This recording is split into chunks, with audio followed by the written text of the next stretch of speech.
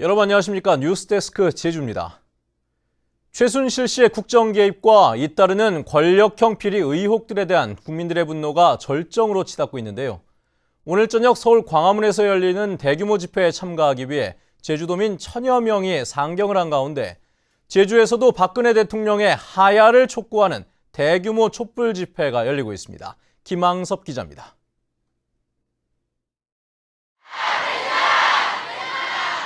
제주시청 인근 광장이 촛불에 든 시민들로 가득 찼습니다. 최순실 씨 국정 개입 사건이 발생한 뒤 제주에서 열린 네 번째 촛불 집회입니다. 주말에 맞아 직장인은 물론 대학생과 청소년들까지 다양한 참가자들이 모였습니다. 집회에 모인 시민들은 촛불과 손팻말을 들고 박근혜 대통령의 퇴진을 강력하게 요구했습니다. 오후부터 일찌감치 시민들이 모이기 시작하면서 주최 측이 준비한 촛불 천여 개는 순식간에 동이 났습니다. 주최 측은 오늘 집회에 역대 최대 규모인 3천여 명, 경찰은 800여 명의 시민이 참석한 것으로 추산했습니다.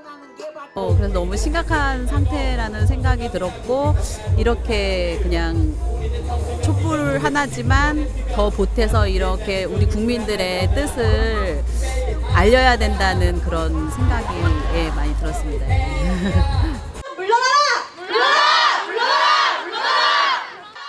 제주 지역 청소년 400여 명도 촛불 집회에 앞서 시국 선언을 발표했습니다.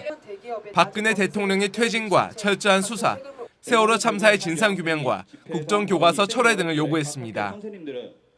우리나라 민주주의의 근본을 어지럽힌 대통령은 그에 따른 책임을 져야 한다.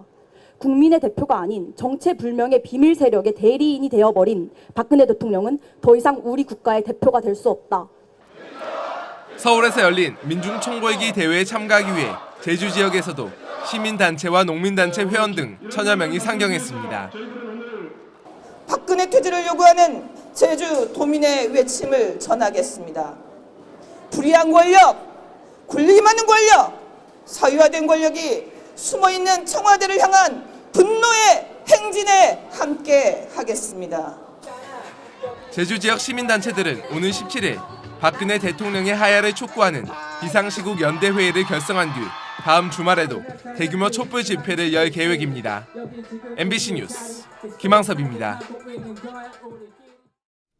최순실 씨의 측근 3인방으로 지목된 현명관 한국마사 회장의 부인 전영애 씨가 자신은 최순실 씨와 전혀 모르는 사이라며 부인하고 나섰습니다.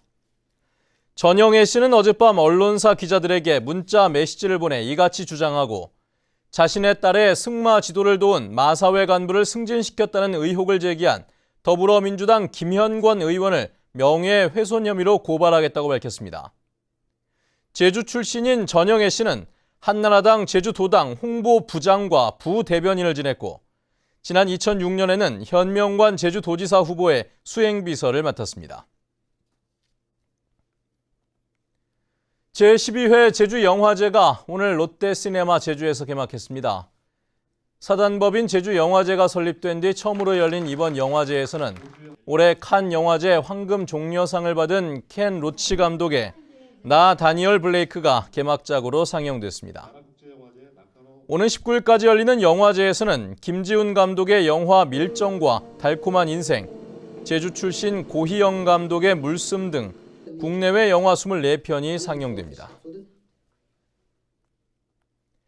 제18호 태풍 차바로 인한 제주 지역 복구 비용이 621억 원으로 확정됐습니다.